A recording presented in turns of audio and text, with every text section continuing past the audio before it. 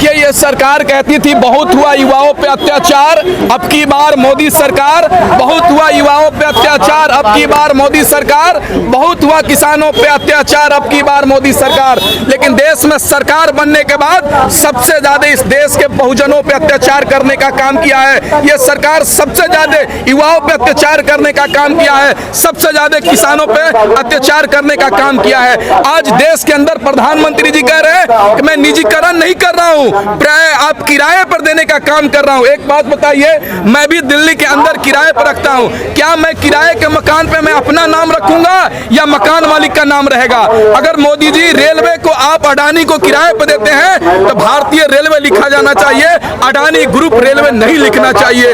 आज रेलवे को बेचने का काम कर रहे हैं, एयरपोर्ट को बेचने का काम कर रहे हैं, तमाम चीज को बेचने का काम कर रहे हैं। प्रधानमंत्री जी, आप बेचकर जिस तरीके से प्रधानमंत्री ने चाय बेचा था, लग रहा है उसी तरीके से देश को बेचने का काम कर रहे हैं। क्या है आपको निजीकरण से क्या समस्या? बिल्कुल समस्या है। आज 3 रुपए का प्लेटफॉर्म टिकट 25 रुपए का हो गए, यह हमारी समस्या है पत्रकार महोदय।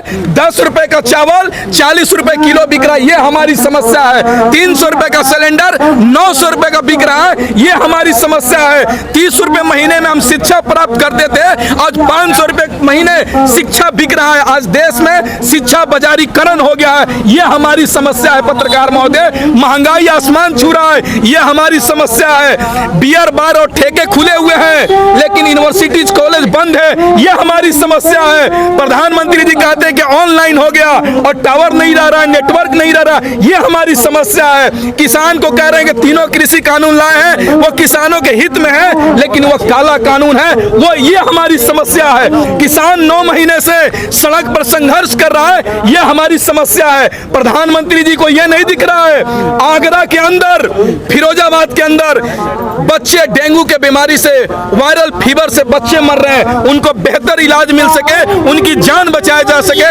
वह हमारी समस्या है। प्रधानमंत्री जी इस पे नहीं बोलते हैं, बस कल जन्मदिन मनाते हैं, केक काटते हैं और बोलते हैं कि विश्व गुरु बना देंगे। अरे महाराज, विश्व गुरु क्या बनाइएगा आप, जब देश में देश का युवा आपके जन्मदिन के मौके पर बेरोजगारी दिवस मनाता है, जुमला दिवस मनाता है, इस देश का आम नागरिक महंगाई दिवस मनाता है और प्रधानमंत्री से कहता है कि आप कहते थे हर साल 2 करोड़ युवाओं को रोजगार देंगे, तो आपकी 7 वर्ष से सरकार है, हमारा 14 करोड़ रोजगार कहाँ है मोदी जी? मैं आपसे रोजगार मांग रहा हूं कि मेरे 14 करोड़ रोजगार कहाँ दीजिए? बोलते हैं पकौड़े तलो, पकौड़े तलो। अमित शाह का बेटा बीसीसीआई का चेयरमैन बनेगा और हम एमए करके पकौड़े तलेंगे। मूर्ख समझे हैं काम प्रधानमंत्री जी, मूर्ख समझे हैं। आप बताइए, आप लोग कह रहे हैं रोजगार दीजिए, रोजगार दीजिए, आप लोग कह रहे हैं रोजगार दीजिए, रोजगार दीजिए, उसी के लिए तो ये बेसिक स्ट्रक्चर तैयार किया जा रहा है निजीकरण के जरिए। निजीकरण के जरिए रोजगार नहीं मिलेगा, बल्कि युवाओं से रोजगार छीना जाएगा, इस बात को आप मानिए। आप बताइए, प्राइवेट कंपनी में किसको रोजगार मिलता है? कितने बहुजन, कितने गरीब, कितने दबे कुचले लोगों को नौकरी मिलता है? उसको मिलता है जिसको कंपनी में अडानी और अंबानी के हाथों में पैरवी है, जिनके दलाली करते हैं, उसको नौकरियां मिलता है। गवर्नमेंट नौकरी में होता है योग्यता के अनुसार नौकरी किया जाता है। रेलवे सबसे ज्यादा इस देश के युवाओं को नौकरी देता है, लेकिन अगर मान लीजिए प्राइवेटीकरण हो जाएगा तो किस आधार पर नौकरी मिलेगा? आप हमसे पूछिए। अडानी हमको नौकरी देगा, अडानी हमको नौकरी देगा, आपको देगा? नहीं देगा। उसको नौकरी देगा जिसको अडानी के चापलूसी करेगा। आपकी काबिलियत होगी तो आपको मिलेगा। योग्यता सरकारी रहेगा तभी योग्यता के अनुसार नौकरी मिलेगा। आप बताइए, योग्यता के अनुसार कहते हैं नौकरी मिलेगा। 2016 में बिहार रेलवे का ग्रुप डी का वैकेंसी आया था, मैं फॉर्म अप्लाई किया हूं। 2016 में 19 में फॉर्म आया था। 2 साल हो गए, अभी तक ग्रुप डी का एग्जाम नहीं हुआ। क्या ये सरकार नौकरी देगी? प्रधानमंत्री जी लाल किले से कहते हैं कि जो भी प्रतियोगिता परीक्षा आएगी 6 महीने के अंदर क्लियर कर लिया जाएगा।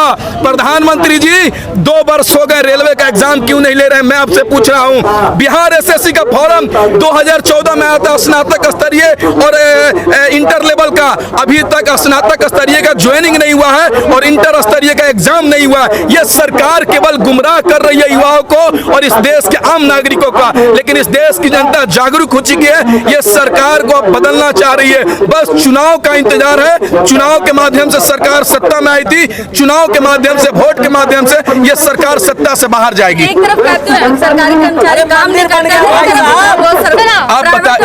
आप बताइए, अगर सर दर्द क्या मंदिर से पेट भर जाएगा? पत्रकार महोदय, मंदिर से पेट भर जाएगा? मंदिर से उनको पेट भरेगा जो देशभक्ति के नाम पर देश को ठगने का काम किया, राम के नाम पर चंदा चोरी करके राम को भी बदनाम करने का। कौन? भारतीय जनता पार्टी के लोग इधर से 2 करोड़ का जमीन डालते हैं और उधर से 18 करोड़ का जमीन निकालते हैं। कौन लोग हैं? भारतीय जनता पार्टी के लोग। टीवी अखबार कह रहा है कि मोदी जी सबसे बेस्ट प्राइम मिनिस्टर है। टीवी अखबार दलाली कर रहा है सरकार का। टीवी अखबार सरकार का दलाली कर रहा है। टीवी अखबार पूरे तरीके से सरकार का गुलाम हो चुका है। चित्रा त्रिपाठी को देखे, मुजफ्फरनगर में किसानों को गाली दे रही थी, किसानों सम्मान करने का काम किया।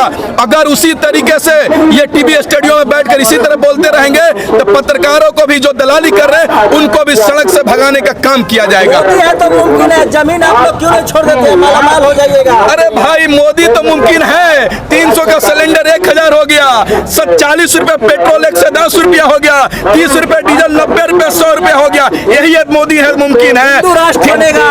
हिंदू राष्ट्र कौन बोल दिया? ये सेकुलर कंट्री था, है, रहेगा। इस देश के लिए 2 चीज हानिकारक है, हैदराबाद का बिरयानी और नागपुर का नारंगी। दोनों इस देश में नहीं चलेगा। कौन देशद्रोही है? देश का विरोध। अरे मोदी देश है, मोदी देश नहीं है। मनुस्मृति संविधान नहीं है। यह देश मोदी से नहीं, संविधान से चलेगा। जो बाबा भीमराव अम्बेडकर ने संविधान दिया है, उस संविधान के माध्यम से चलेगा। और उस संविधान में सबको अपने अपने धर्म मानने की आजादी है, सबको जीने का अधिकार है। यह भाजपा के लोग देश में मनुस्मृति लगाना चाहते हैं। देश में मनुस्मृति नहीं लगेगा, संविधान से चलेगा यह देश, संविधान से। एक बात बताइए, आप इतना विरोध कर रहे हैं, घुमा फिरा के सारी बातों का विरोध आप लोगों का मोदी जी पे ही आ जाता है। इसे राजनीति न कहा जाए तो क्या कहा जाए? प्रधानमंत्री मोदी जी है तो किससे सवाल करें? लाल बहादुर शास्त्री से। आपके पास अगर पावर रहता पत्रकार महोदय तो आपसे सवाल किया जाता। अभी मोदी जी पावर में है, वो तीनों कृषि कानून लाए हैं, वो एनआरसी के खिलाफ कानून लाए हैं, वो SC/ST एक कानून बदल रहे थे, वो एनआरसी के खिलाफ कानून लाए हैं, वो GST लाए हैं, वो नोटबंदी की है। तो किससे सवाल होगा?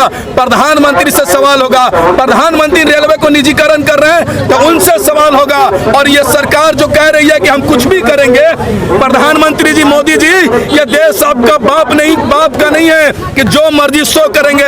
ये देश सबका है, आपका मनमानी नहीं चलेगा, आपका तानाशाही नहीं चलेगा, आपको उखाड़ फेंक दिया जाएगा। तो फिर कौन बनेगा प्रधानमंत्री? मोदी जी के अलावा बिल्कुल विकल्प है। मोदी के अलावा वो लोग बनेंगे जो इस देश में बहुजनों की बात करेंगे, इस देश के युवाओं की रोजगार की बात करेंगे, किसानों की समस्या की बात करेंगे, महंगाई कम करने की बात करेंगे, लोकतंत्र और संविधान बचाने की बात करेंगे।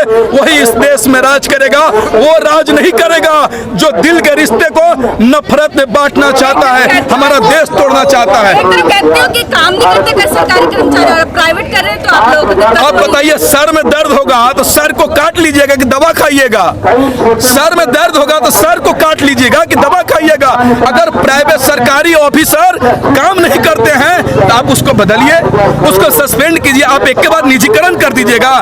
हरियाणा के अंदर किसानों पे लाठी चार्ज करने वाला बोलता है पत्थर से किसानों को सर फोड़ दो, उसको आप प्रमोशन दे देते हैं। आप ही तो बढ़ावा देते हैं भाजपाइयों, आप ही लोग तो बढ़ावा देते हैं। जो गुंडागर्दी करता है उसका प्रमोशन दे देते हैं, और जो लोकतंत्र और संविधान की बचाने की बात करता है आप उसको सस्पेंड कर देते हैं। यही तो देश में चल रहा है। और किसका प्रमोशन कर दिया? चलिए, एक गलती हो जाती है सरकार से। इटावा के अंदर एक भारतीय जनता पार्टी का कार्यकर्ता SP को थप्पड़ मारता है, उसको भारतीय जनता पार्टी युवा का जिला अध्यक्ष बनाने का काम करती है। जो लोग सरकार के चनिंदे लोगों चपलूसी करते हैं उसको ONGC का डायरेक्टर बना दिया जाता है। संबित पात्रा के अंदर क्या योग्यता है? उसको डॉक्टर है तो आप इलाज कीजिए ना।